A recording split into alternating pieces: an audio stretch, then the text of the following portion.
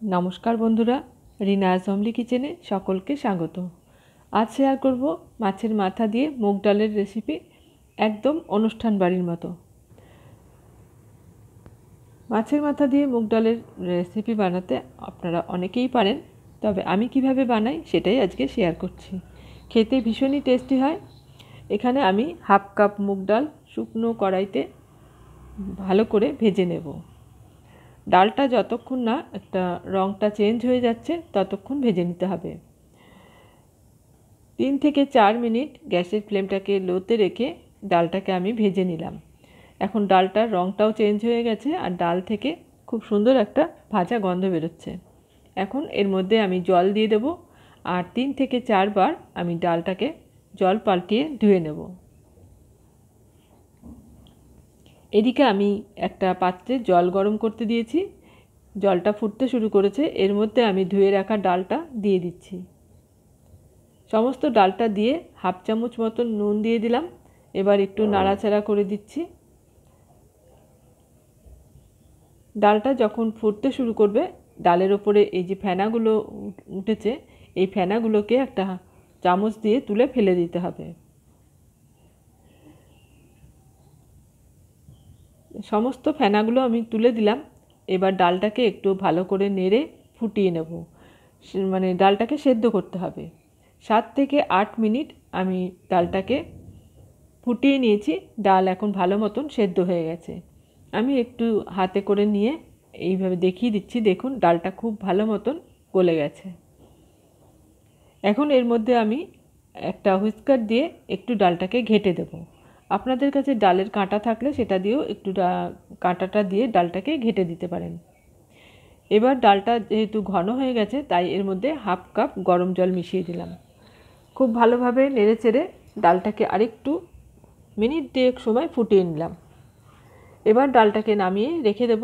আর এদিকে আমি একটা বড় সাইজের কাতলা মাছের মাথা টুকরো টুকরো করে কেটে নিয়েছি, ভালো করে ধুয়ে নিয়েছি। এর মধ্যে দিয়ে দিলাম নুন আর বেশ কিছুটা হলুদ। নুন আর হলুদ দিয়ে খুব ভালো করে মাছের মাথার গায়ে মাখিয়ে নেব।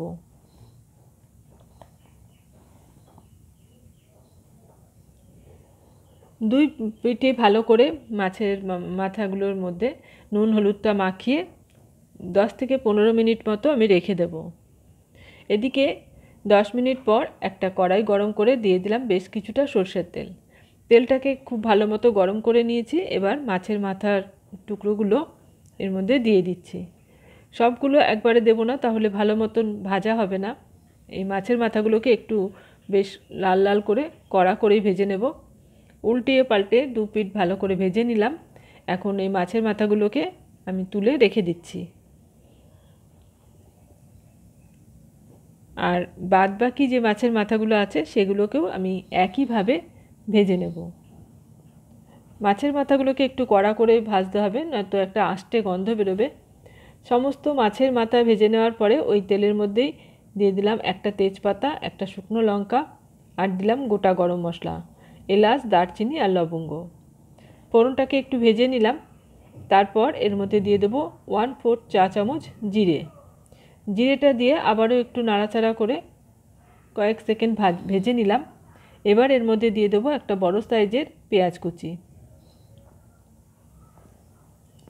পেঁয়াজটাকে একটু লাল লাল করে ভেজে নিতে হবে। পেঁয়াজের কাঁচা ভাবটা চলে যাওয়া পর্যন্ত নেড়ে ছেড়ে ভেজে নিয়ে এর মধ্যে দিয়ে দিলাম আদা আর রসুন বাটা। 2 কোয়া রসুন আর হাফ ইঞ্চি মতো আদা একসাথে বেটে নিয়েছিলাম, সেটা দিয়ে দিলাম। আদা আর রসুনের কাঁচা গন্ধ চলে যাওয়া পর্যন্ত ভেজে নিলাম। তারপর দিয়ে দিচ্ছি একটা টমেটো কুচি। টমেটোটাকে একটু নাড়াচাড়া করে নিলাম। এবার এর মধ্যে দিয়ে দেব গুঁড়ো মশলা।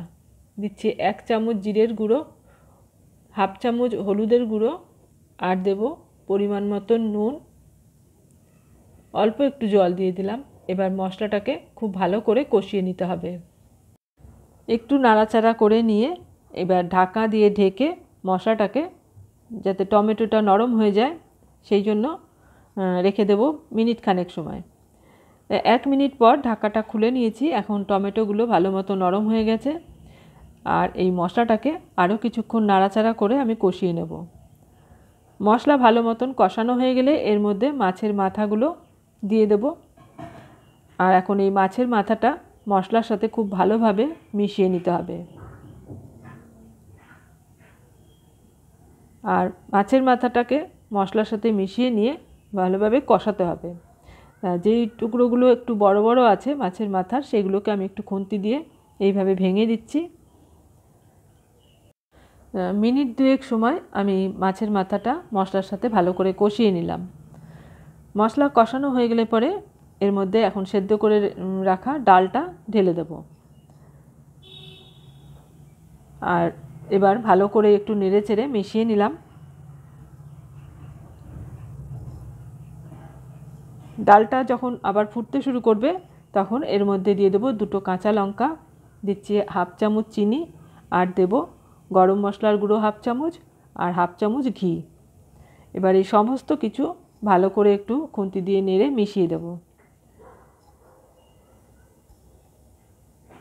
মিশিয়ে নিয়ে আরও মিনিট 2 সময় আমি ফুটিয়ে নিয়েছি। তারপর আমি নামিয়ে নিয়েছি। তৈরি হয়ে গেল আমার আজকের রেসিপি মাছের মাথা দিয়ে মুগ ডাল। একটা পাত্রে এখন তুলে নিচ্ছি। আর আমার আজকের এই মাছের মাথা দিয়ে মুগ ডালের রেসিপি আপনাদের কেমন লাগলো কমেন্টসে জানাবেন। ভালো লাগলে লাইক আর শেয়ার করে দেবেন।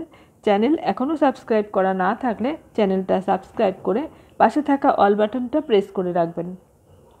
পরবর্তী ভিডিওর নোটিফিকেশন আপনার কাছে চলে যাবে। আজ এখানে শেষ করছি। আবারও চলে আসব অন্য কোনো রেসিপি নিয়ে। এতক্ষণ আমার সাথে থেকে ভিডিওটা দেখার জন্য অসংখ্য ধন্যবাদ।